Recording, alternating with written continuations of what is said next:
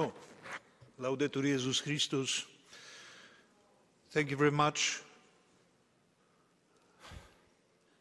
Is this some war council? Are we at war? Are we really going to fight for what cause? With whom? With what resources? We are not helping Ukraine by prolonging this war. You're not helping Ukrainian people who were looking for shelter, escaping their own country, and the...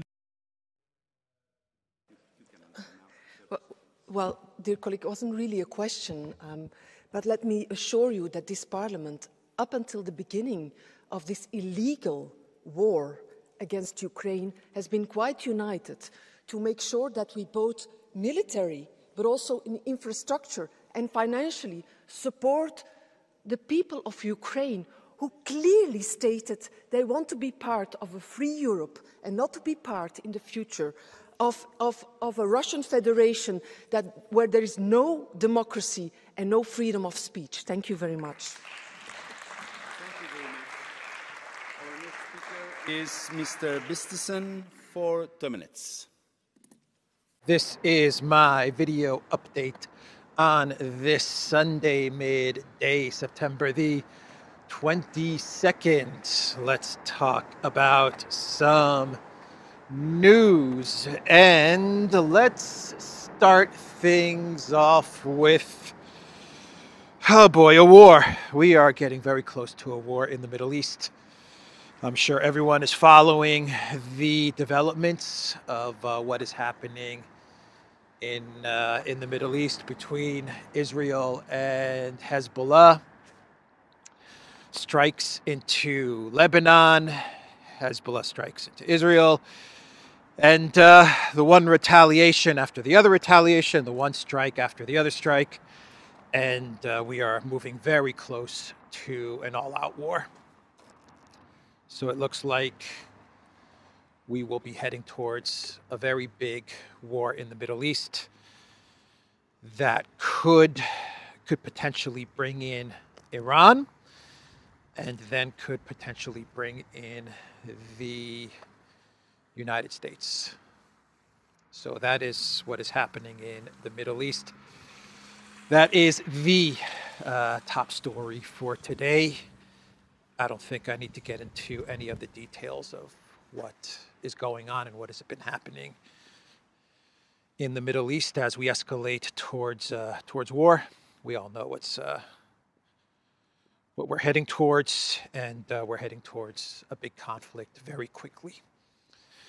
So, from the Middle East escalation there, we can talk about the escalation towards war for Project Ukraine. How did we escalate towards war in Ukraine? Well, former German Chancellor Schröder, according to the German publication Welt, Schröder said that there were powerful circles in the collective West behind Zelensky that blocked a chance for peace. According to Welt, quote, more powerful circles behind Zelensky have blocked a peace, claims Schröder. Schröder was Chancellor of Germany. I forgot the years when he was Chancellor, actually. But he was part of the grouping Schröder, I believe Berlusconi, Chirac, I want to say, and Putin. And you know, all those guys got along.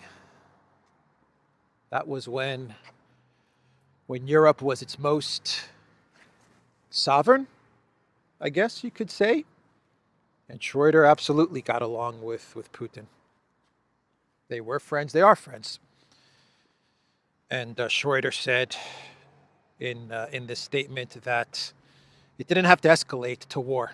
Peace was very achievable, but there were forces, powerful circles behind Zelensky and pushing Zelensky to ignore any chance at peace, to walk away from any type of peace deal, and to escalate towards war.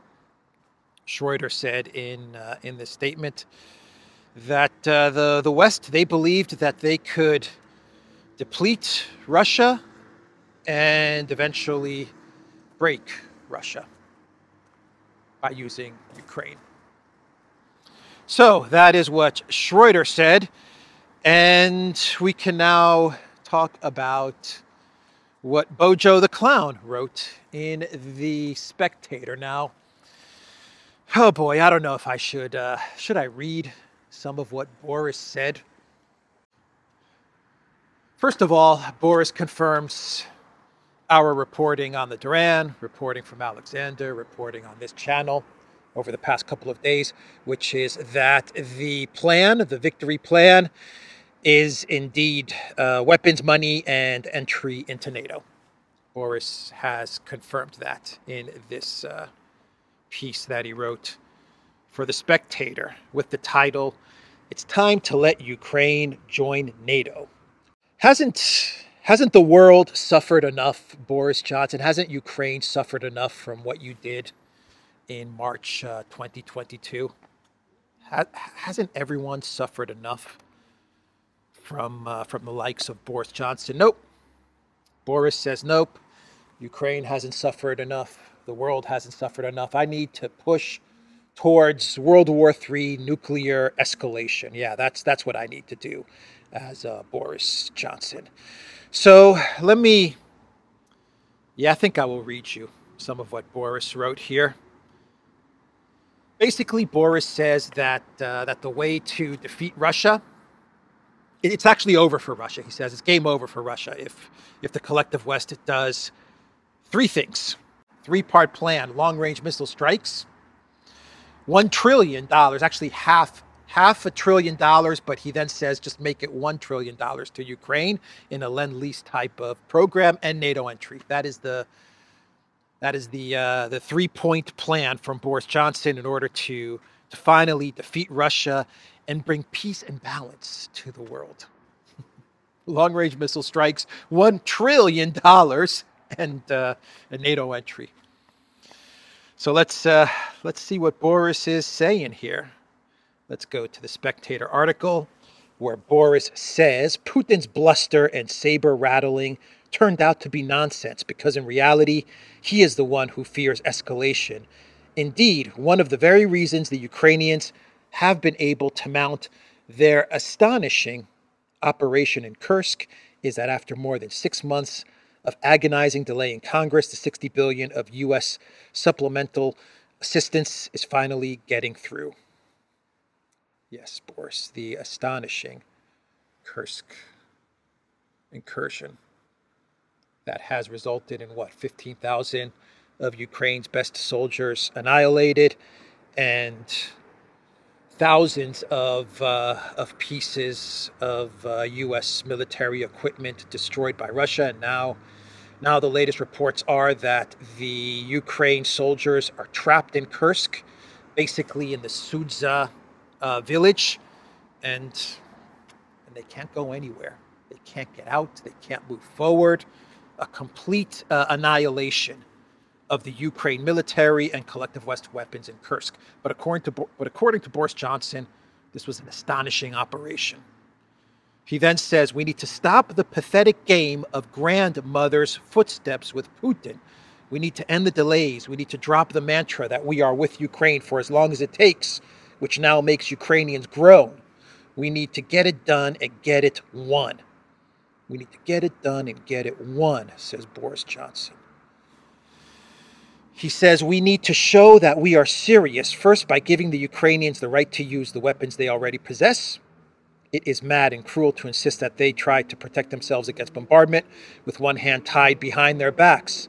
Second, we need to produce a package of loans on the scale of Lend-Lease, $500 billion, as suggested by former U.S. Secretary of State Mike Pompeo, or even $1 trillion, $500 billion, $1 trillion, $3 trillion.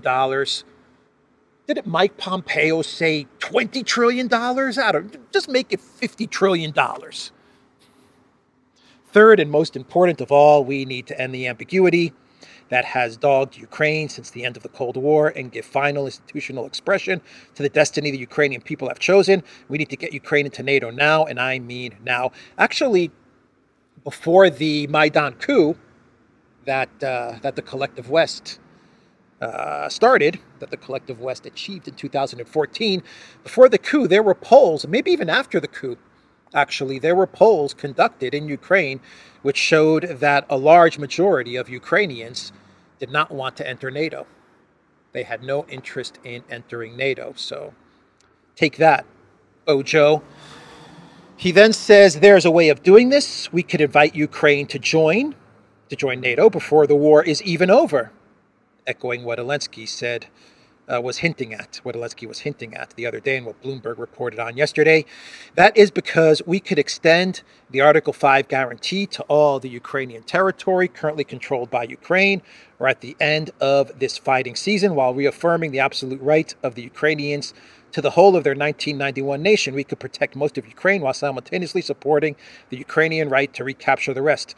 There's plenty of scope within the NATO treaty to do this. See Article 6, which specifies that countries can be members even if the security guarantee does not apply to all of the internationally recognized territories. We should do this in the next few months because this is the single best step we can take to bring this hideous war to an end. By getting Ukraine into NATO, we would send the crucial message to the Kremlin, the one Russia really needs to hear. The message is, that's it. It's over. You don't have an empire anymore. You don't have a near abroad or a sphere of influence. And he goes on and on and on. Projection from Boris Johnson. You don't have an empire anymore. You don't have a sphere of influence anymore. Is Boris really talking about Russia, or is he talking about some other country or other countries? So that is what Boris Johnson is saying in the next couple of months. As Bloomberg was reporting, as the Zelensky administration are hinting at, in the next couple of months, by December, Ukraine must get into NATO. That's the victory plan. Boris is saying that in this Spectator article. And if Ukraine gets into NATO, then NATO can do some Article 5 action. Countries are not obligated to act on Article 5, but the point is not for all of NATO to jump into the conflict in Ukraine. They cannot jump into the conflict in Ukraine. The point is to pull the United States into the conflict in Ukraine. The UK definitely cannot fight Russia in Ukraine or elsewhere. I don't think the UK even has a military anymore. What do they have? Like 4 more tanks left or something like that?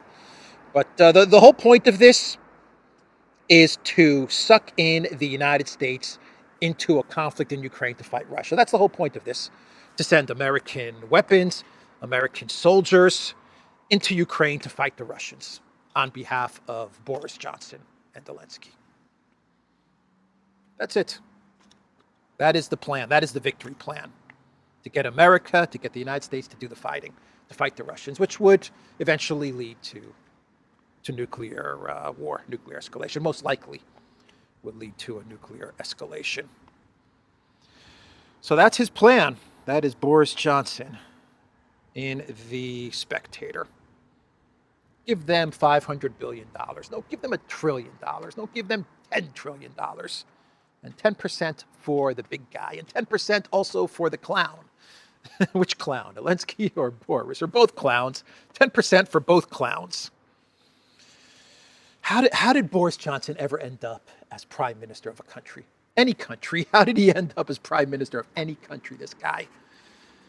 Man, this guy. Oh, boy. So what else do we have to say about Boris Johnson in a Spectator article? Do we have any more comments, or should we just leave it at that? Zakharova, Maria Zakharova, Foreign Ministry spokeswoman, she said that there is going to be no second peace summit. No second peace summit. No such thing is going to happen. She said that the second peace summit, she pretty much said that the second peace summit does not take into account the realities on the ground. It's based on Zelensky's 10-point peace formula, which is basically the collective West saying that Russia must capitulate to Ukraine and to the collective West. Tribunals and reparations, and Russia leaving all the areas, including Crimea. We all know the Zelensky 10-point peace plan. And Russia didn't go to the first peace summit, and Russia's not going to go to the second peace summit. That is what Zakharova said in a statement, which is basically Russia once again saying that there is going to be no diplomatic solution, not anymore. After the Kursk incursion, the diplomatic solution, the diplomacy has been exhausted, at least with the Zelensky government, which need I remind you, the Russian government considers Zelensky illegitimate, an illegitimate government and an illegitimate president. And there's going to be no negotiations with the Zelensky government. And the only solution on the table right now appears to be a military solution, and Russia has all the leverage there. So that is what Zakharova said. By the way, Lavrov, he commented on Putin's endorsement of Kamala Harris, and Lavrov has confirmed it was just a freaking joke. That is what Lavrov said in a statement. He said it doesn't matter, actually. He said it doesn't matter who becomes president. This is what Lavrov said, because as things stand, it is the deep state that calls the shots in the United States. By the way, Zelensky, he lashed out at the collective West media, specifically the Wall Street Journal. He said the Wall Street Journal has been reporting fake news.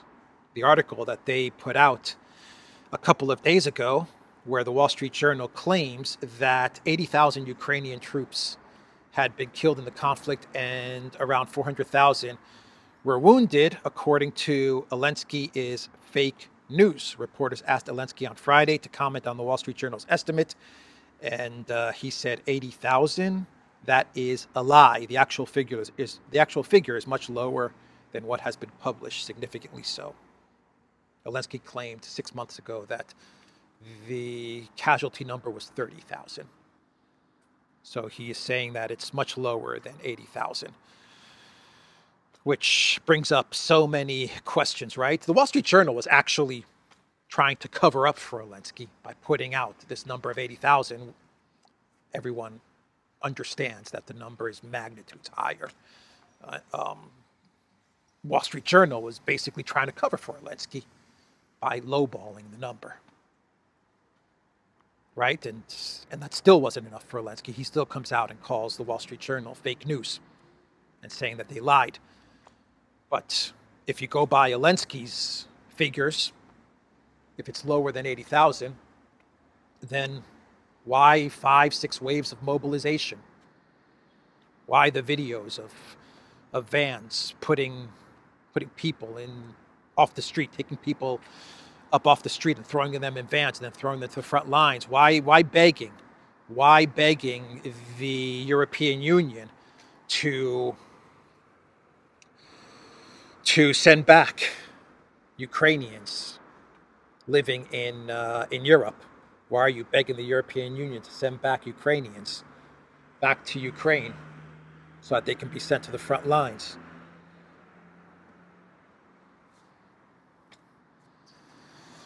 I hate talking about the casualties. I really, really hate talking about it. But, you know, Zelensky keeps on lying and lying and lying, man. And the fact that he keeps on lying, and the fact that the Wall Street Journal is also lying, doesn't push towards a resolution to the conflict.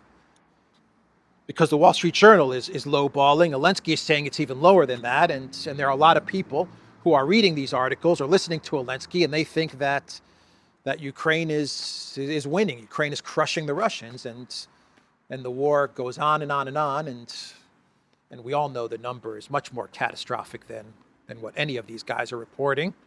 And one day, in 3 months or 6 months, the real number is going to come out and everyone's going to be shocked.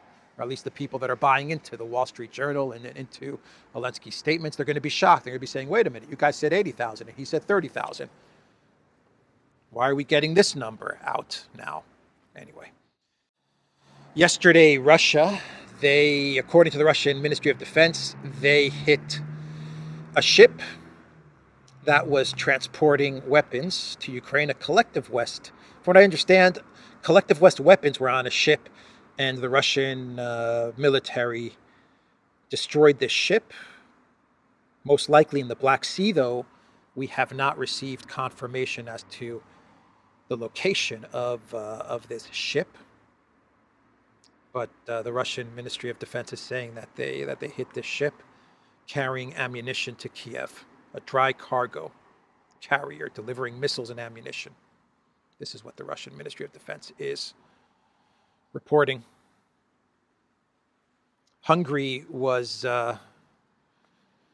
holding a conference with Russia the other day, and Peter Szijjártó, the foreign minister of Hungary, he said that all of Europe is doing business with Russia.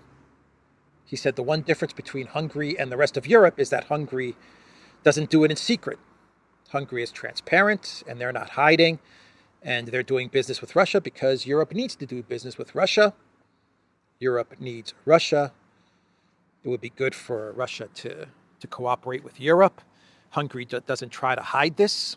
They're transparent, but the rest of Europe, they do everything in the shadows and in secret. They are getting oil from India. They're getting gas from Turk Stream and from Ukraine.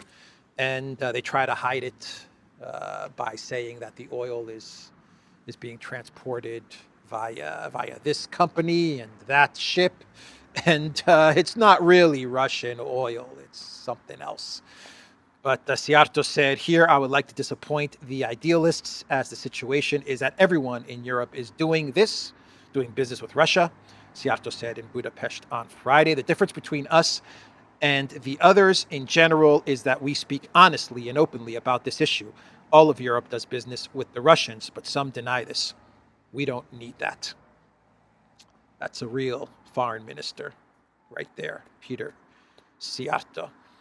And in Germany today, we have elections. Elections in Brandenburg.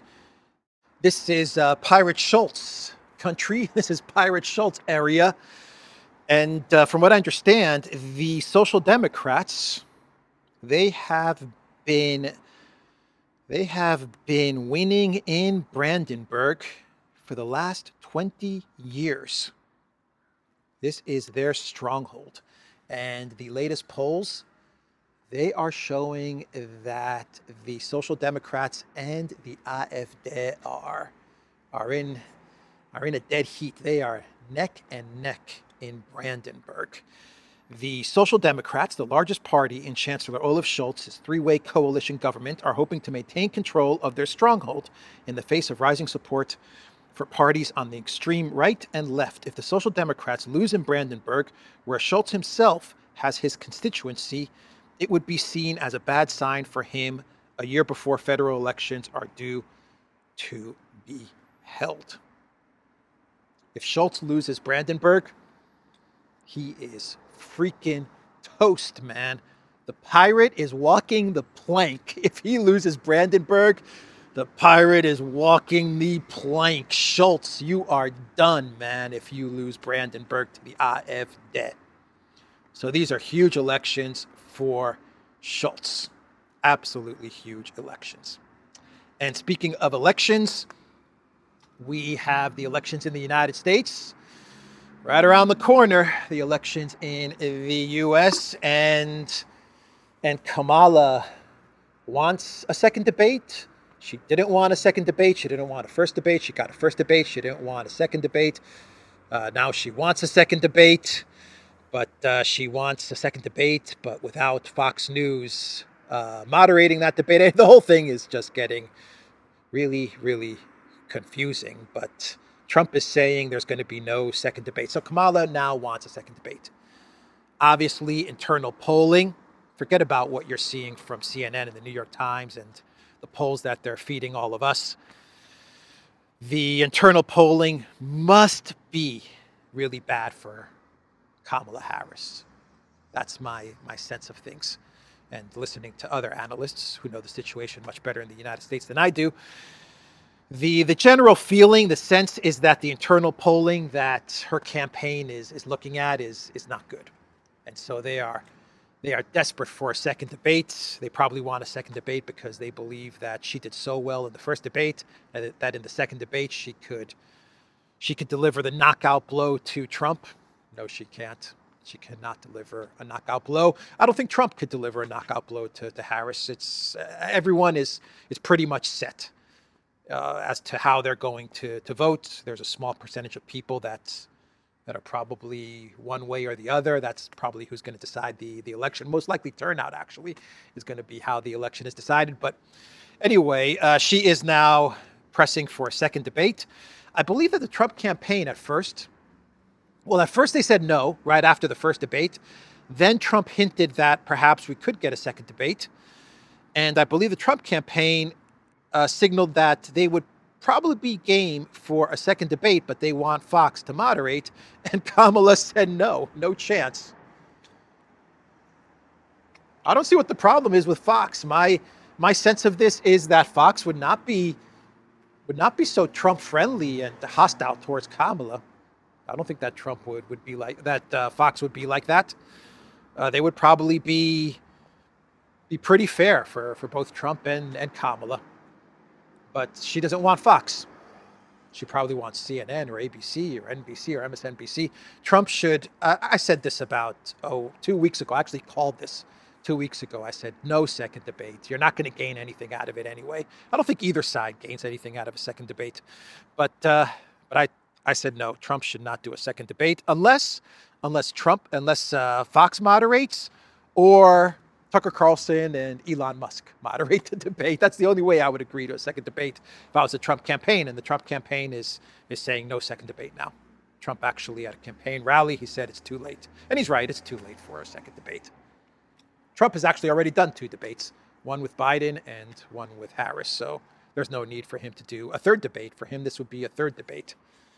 No need to do it. If Fox moderates and Kamala agrees to Fox, then maybe he could do it, but it's not going to move the needle in any direction, unless someone really implodes on stage. I mean, like magnitudes more than Biden's implosion from the first debate. That's what would need to happen. But Trump said people have already started voting.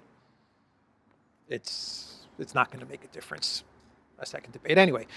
That's an update there. Let's do some clown worlds and we will wrap this video up. The first clown world is that TikTok has now deleted TikTok, I believe, the US TikTok, because you have BitDance, the Chinese company. Has different TikTok versions from what I understand. One is the Chinese flavor of TikTok, and then you have the Collective West US flavor of TikTok. Anyway, TikTok has deleted RT. Following up on Meta's deletion and banning of RT, following up on Blinken's designation of RT as some sort of organization that's meddling in the U.S. elections and stuff like that. Anyway, what Blinken said 2 weeks ago or a week ago, Meta deleted RT, and now TikTok is deleting RT. So why is effectively a Chinese company? Why are they deleting RT? Well, because TikTok is walking on eggshells when it comes to their operations in the U.S. The U.S. government, actually starting from Trump, I believe this started with Trump, didn't it? But it's carried over to Biden. They've been threatening to shut down TikTok in the U.S., and TikTok doesn't want to be shut down in the U.S. because it's a huge market for TikTok.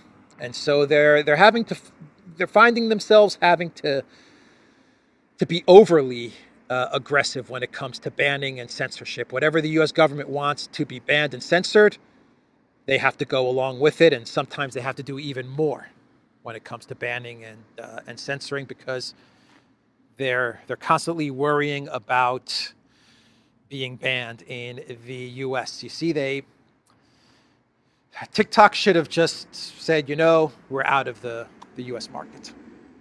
But now they're kind of being held hostage. You better ban RT, or else we're going to pull the trigger and ban you from the US. And so they're trying to always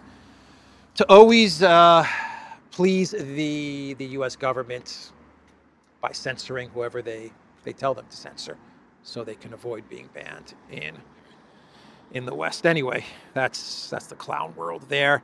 And then we had Biden at a meeting for the Quad, a useless organization. The Quad, which is the US, India, Japan, and Australia. Basically, it's Biden's way of trying to pull India away from BRICS. Hasn't worked, is not working. But we had another Quad meeting. Did you guys know that there have been 4 Quad meetings this year? No one knows. No one cares. This meeting, I think, actually took place in Delaware, from what I understand. Maybe I'm wrong about that, but it was close to Biden, to his home, because Biden doesn't really go anywhere anymore. Doesn't really do anything anymore. So they held the Quad close to where he is. This meeting.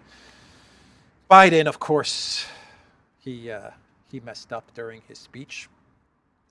Let me play you the video from Biden's speech at this Quad summit. So I want to thank you all for being here. And now, who am I introducing next? Who's next?